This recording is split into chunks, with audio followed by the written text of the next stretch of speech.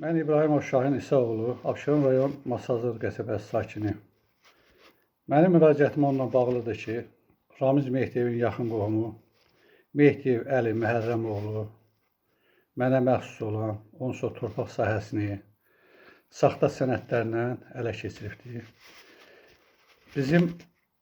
Mənim o torpağa sənədim, çıxarışım olmağına baxmayaraq, bu da texniki pasportudur. Mehdiyev Əli ora saxta sənədlər düzəldibdir və zəbt edib. Saxta sənəd düzəltməkdə Mehdiyev Əliyə kömək edən Masazır Bələdiyyəsinin keçmiş sədri Siyanfər Əliyev olub və Abşeron rayon İcra Hakimiyyətinin keçmiş baş memarı Əliyev Akif. Əliyev Akif memar belə bir sxem tərtib edib. Bunu peçatlayıblar. Siyanfər Əliyev də təsdiqləyib bunu və bunun əsasında bizə məxsus olan qanuni kupçanı çıxarışı ləğv etdiriblər. Bununla bərabər bizdən əvvəlki çıxarışı da ləğv etdiriblər. Kimlə biz almışıqsa, həmin belə bir çertyojla arasına da bir dənə sərəncam qoyublar, 30 ilin köhnə sərəncamı. Mənim vəkilim yoxlatdırıbdı, o da saxtadır, saxta bir sərəncamdır. Bununla, bu kağızla 2 çıxarış ləğv etdiriblər. Mehdiyev Əli Məhərrəmoğlu bu şəxsdir.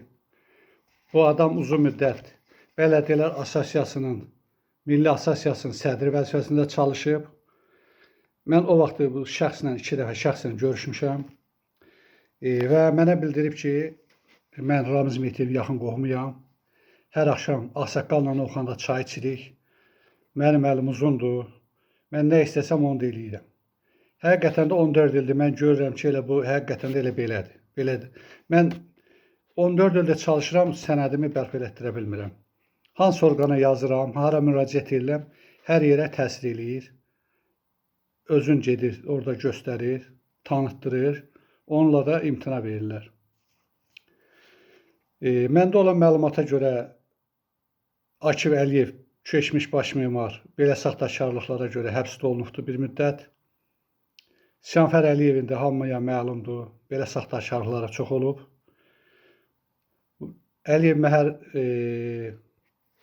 Mehdiyev Əli özü də eşitdiyimə görə, bildiyimə görə, məndə olan məlumata görə özgələrinin mülkünü ələ keçirməklə məşğul olubdur.